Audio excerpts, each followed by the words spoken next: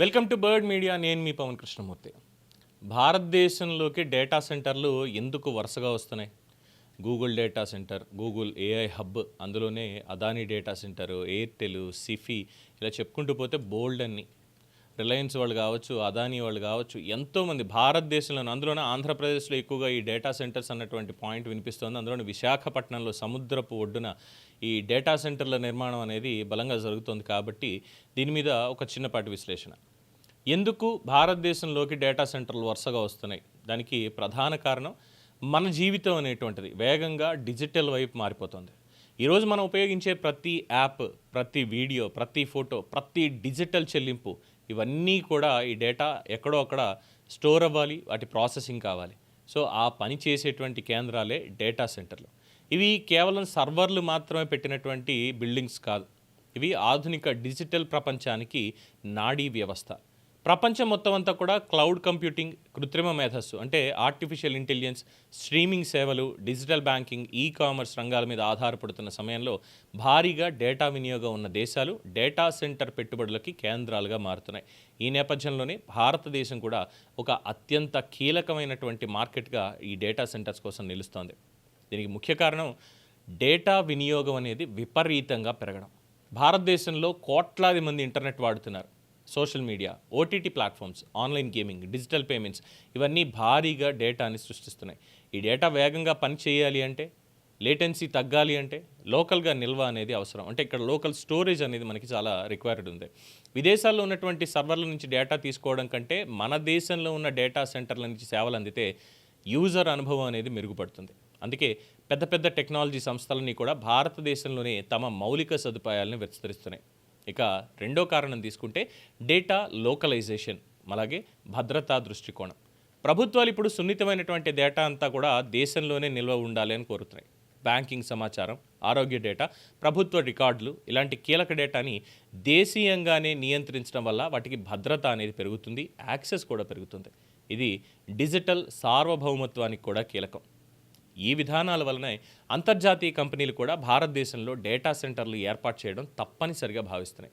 ఇక మూడవ ప్రధాన అంశం క్లౌడ్ కంప్యూటింగ్ మరియు ఆర్టిఫిషియల్ ఇంటెలిజెన్స్ రెవల్యూషన్. ఏఐ ఆధారిత సేవలు భారీ కంప్యూటింగ్ శక్తిని కోరుకుంటాయి.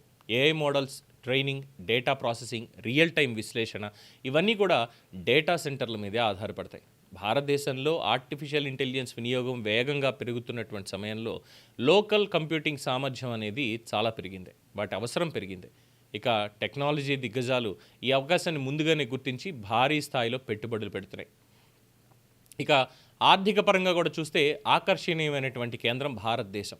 ఇక్కడ భూమి ఖర్చులు, మానవ వనరుల ఖర్చులు వేరే దేశాలతో పోలిస్తే మన దగ్గర చాలా అంటే చాలా తక్కువ. At the same time technical talent ఇక్కడ ఎక్కువగా లభిస్తోంది.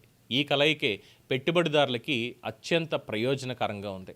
డేటా సెంటర్ పరిశ్రమ అంటే భారీ మూలధనం, విద్యుత్, రియల్ ఎస్టేట్, నెట్వర్క్ ఇన్ఫ్రాస్ట్రక్చర్, భద్రతా వ్యవస్థలు, ఇలా అనేక రంగాలకి ఇది ప్రోత్సాహం కల్పిస్తుంది. ఇక ఉద్యోగ అవకాశాలు కూడా చాలా విస్తృతంగానే వస్తాయి. కేవలం ఐటీ ఉద్యోగాలు మాత్రమే కాదు, నిర్మాణం నుంచి నిర్వహణ వరకు అనేక రంగాల్లో ప్రత్యక్ష అవకాశాలు పెరుగుతాయి. అలాగే పరోక్షంగా వాటి మీద ఆధారపడినటువంటివి ఇంకా చాలా పెరుగుతాయి. అట్ ద సేమ్ టైం ప్రతి చోట అభివృద్ధి అని మాట్లాడుకుంటాం, దానికంటూ కొన్ని సవాళ్ళు కూడా ఉంటాయి. ఇక మరి డేటా సెంటర్ల వల్ల ఉన్నటువంటి సవాళ్ళు ఏంటి? అవి ఎదుర్కోబోయేటువంటిది ఏంటి అంటే విపరీతమైనటువంటి విద్యుత్ వినియోగం చేస్తాయి. ఇవి ఎనర్జీ గ్రిడ్స్ మీద ఒత్తిడి పెంచుతుంది. సర్వర్లను చల్లబరచడానికి భారీ కూలింగ్ అవసరం, దాంతో నీటి వినియోగం కూడా ఎక్కువ. నీటి కొరత ఉన్న ప్రాంతాల్లో ఇది ఆందోళనకు కారణం కావచ్చు. అదనంగా పవర్ కన్జంప్షన్ పెరగడం, అర్బన్ ప్రాంతాల్లో కూడా ఈ కార్బన్ ఉద్గారాల మీద ప్రభావం ఉంటుంది. అయితే గ్రీన్ ఎనర్జీ ఆధారిత డేటా సెంటర్ల వైపు మార్పు జరుగుతోంది. ఎందుకు ఈ గ్రీన్ డేటా సెంటర్లు అంటున్నాం అంటే ఇదేది కూడా మనకి డైరెక్ట్గా గ్రిడ్కి అనుసంధానం అయ్యి ఉండవు. సోలార్ పవర్, విండ్ పవర్, వీటి నుంచి వాటి అవసరాలకి తగ్గట్టుగా విద్యుత్ని సమకూర్చుకుంటాయి. అలాగే ముఖ్యంగా విశాఖపట్నం గురించి చెప్పుకున్నాం. నీటి కొరత అంటున్నారు. కేవలం ఫిల్టర్డ్ వాటర్ అంటే బోర్లేసి మినరల్ వాటర్ మాత్రమే దానికి వాడాలి, ఇక మనుషులకి తాగడానికి నీళ్లు ఉండవు అనేటువంటి అపోహలు. ఎందుకంటే పక్కనే మనకి సువిశాలమైనటువంటి సముద్రం ఉంది, బంగాళాఖాతం. ఇప్పుడు దానికి సంబంధించి కూడా వాటర్ ప్రాసెసింగ్, ఉప్పు నీటిని మంచినీటిగా మార్చి దాన్ని డేటా సెంటర్కి ఉపయోగించేటువంటి ఆ వ్యవస్థను కూడా డెవలప్ చేస్తున్నారు. సో ఇక్కడ మనకి పవర్ కన్జంప్షన్కి సంబంధించినటువంటి ఇబ్బంది లేదు, అలాగే వాటర్ కన్జంప్షన్ ఇబ్బంది కూడా లేదు.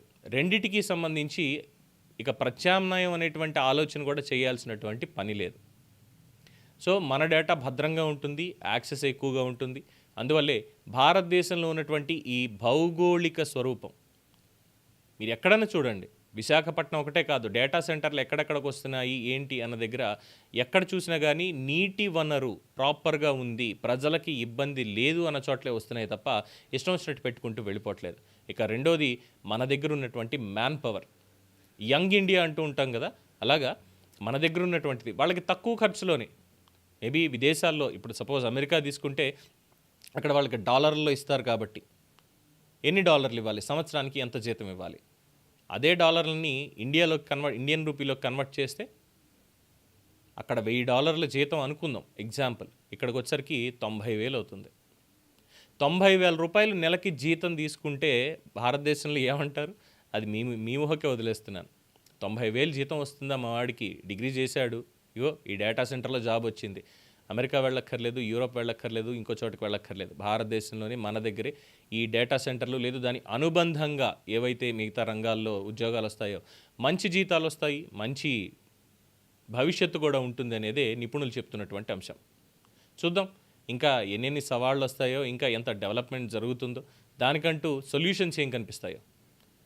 భారతదేశాన్ని డేటా హబ్గా మార్చేందుకు ప్రపంచం అంతా కూడా ఇటువైపే చూస్తోంది. భారతదేశం కూడా అవకాశాన్ని అందిపుచ్చుకుంటోంది అనడంలో మాత్రం ఏమాత్రం అతిశయోక్తి లేదు. దీని మీద మీ అభిప్రాయం తెలియచేయండి. చూస్తూనే ఉండండి ది బర్డ్ మీడియా.